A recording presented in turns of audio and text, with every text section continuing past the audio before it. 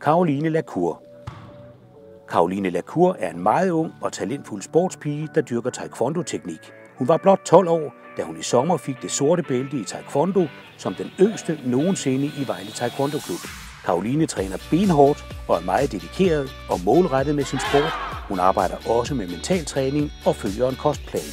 Caroline har de seneste år vundet mange guldmedaljer i taekwondo-teknik og er kommet på det danske landshold.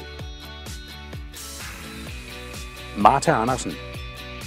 Martha Andersen er en af flere meget talentfulde svømmere, som i de seneste år har været med til at gøre Vejle Svømmeklub Triton til en af landets bedste ungdomsklubber.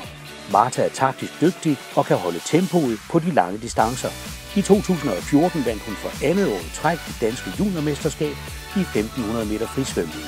Martha er samtidig en god kammerat og en rigtig god rollemodel for klubbens yngre svømmere, som hun finder tid til at hjælpe, på trods af, at hun selv træner op mod 25 timer om ugen. Josefine Lind.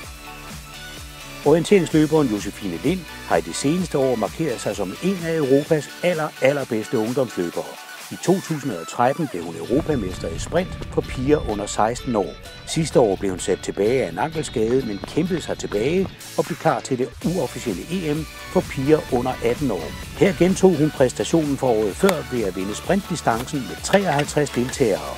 Og i stafetkonkurrencen løb hun i den bedste tid af alle og skaffede guld til Danmark.